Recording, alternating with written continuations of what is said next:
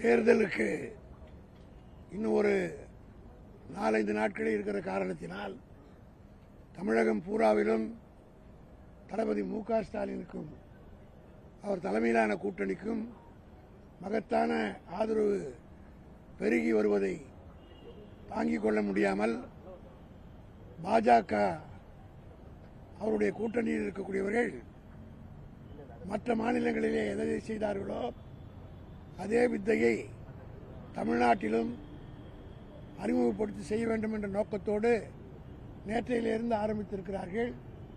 பாஜகவை சார்ந்தவர்கள் 10,000 ரூபாய்க்கான காசோலையை தருகிறோம் என்று பணம் கொடுப்பதற்கு அடையாள அட்டை, வாக்காளர் பட்டியலில் இருக்கிற அந்த நம்பர் எல்லாவற்றையும் ஒவ்வொருடைய வீடாக சென்று சேகரித்து வருவதாக தகவல் கிடைத்தவுடன் நாங்கள் தேர்தல் அதிகாரிகளுக்கு புகார் கொடுத்திருக்கிறோம். ஆனால் இதுவரை எந்த நடவடிக்கையும் இல்லை. அதேபோல ஜோவோ என்ற ஒரு நிறுவனத்தினுடைய முதலாளி ஸ்ரீதர் வேம்பு என்பவர் பாஜகவுக்கு அவர் ஒரு பெரிய பணக்காரர், கோட்டீஸ்வரர். அவர் பெற எல்லா வங்கியிலும் கோடிக்கணக்கான பணம் இருக்கிறது. அந்த பணத்திலே அவர் ஒவ்வொரு பாஜகவினருடைய பெயருக்கும் அவர் பணம் அனுப்புகிறார். நேற்று மட்டும் அவர் அப்படி அனுப்ப வந்து 70 லட்சம் ரூபாயை கைப்பற்றியிருக்கிறார்கள். 70 lakhs தானே, 70 lakhs கைப்பற்றியிருக்கிறார்கள். அதை தேர்தல் அதிகாரிகளை கைப்பற்றி உரிய நடவடிக்கை எடுக்க வேண்டும் கொடுத்திருக்கிறார்கள். இப்படி அந்த ஸ்ரீதர் வேம்பு மீது நடவடிக்கை எடுக்க வேண்டும். காரணம், ஒரே செக்கில் ஒரு 70 லட்சம் ரூபாய் ரிலீஸ் பண்ணி ஒரு பர்டிகுலர் ஆளுக்கு அனுப்பியிருக்கிறாங்க. அவர் அங்கேருந்து என்கேஷ் பண்ணி அதை டிஸ்ட்ரிபியூட் பண்ணுறதை பிடிச்சி ஸ்குவாடு பிடிச்சிருக்குது. 70 லட்சம் ஒரே நாளில். இப்படி அவர் தொடர்ந்து செய்வதற்கு இருக்கிறார். அதனுடைய கணக்கையும் இன்கம் டேக்ஸ் பார்க்க வேண்டும், தேர்தல் அதிகாரிகளும் கண்காணிக்க வேண்டும் என்று புகார் கொடுத்திருக்கிறோம். அதே போல 10,000 ரூபாய் இந்த செக்கு கொடுக்குற மாதிரி ஒரு பிட் நோட்ஸ் போட்டு அதிமுக கொடுக்குறாங்க. இதையும் ஜனங்களை ஏமாற்றக்கூடிய அளவுக்கு இருக்கிறது. ஆக இது போன்ற முறைகேடுகளை பாஜக தலைமையில் இருக்கக்கூடிய கூட்டணியில் ஆரம்பித்து வைத்தார்கள். அதிமுகவினரும் அதை சென்னை, தமிழ்நாடு பூரா செய்து கொண்டிருக்கிறார்கள். இது குறித்து தேர்தல் ஆணையத்திலும் புகார் கொடுத்திருக்கிறோம். அப்படி உரிய நடவடிக்கை எடுக்கவில்லை என்றால் சட்ட ரீதியான நடவடிக்கையும் எடுப்பதற்கு திமுகவுடைய சட்டத்துறை தயாராக இருக்கிறது.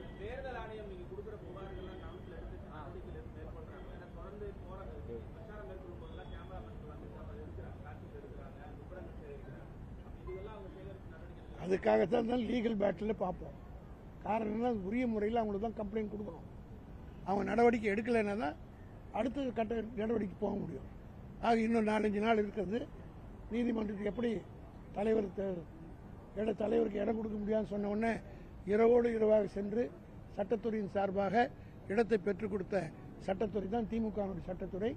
ஆக அவருடைய தவறு தட்ட வேலைகள், அவருடைய தில்லுமுல்களை எல்லாம் உரிய வகையில் தேர்தல் கமிஷன் வந்து இப்போ உங்களுக்கெல்லாம் தெரியும், எலெக்ஷன் கமிஷன் பிஜேபியினுடைய பி டீமாக இன்னைக்கு செயல்படுத்து இந்தியா பூரா. இது நான் மட்டும் சொல்ல, எல்லோரும் சொல்ல ஆரம்பிச்சிட்டாங்க. ஒரு ஒரு சுண்டறிக்கை ஒன்று, ஒரு வாட்ஸ்அப்பில் ஒரு செய்தி ஒன்று வந்தது. அதாவது வந்து 19ஆம் தேதி ஒரு மாரத்தான் நடத்த போதா அதில் போட்டிருக்காங்க.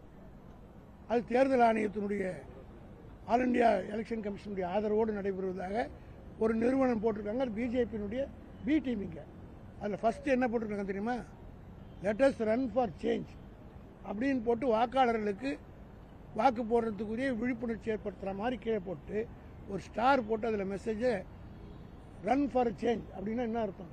மாற்றத்திற்கு ஓடுவோம் அப்படின்ற மாதிரி ஒரு மாரத்தானை நடத்துவதற்கு முறை, அதாவது அதனுடைய எலெக்ஷன் கமிஷனுடைய பேரையும் யூஸ் பண்ணியிருக்காங்க.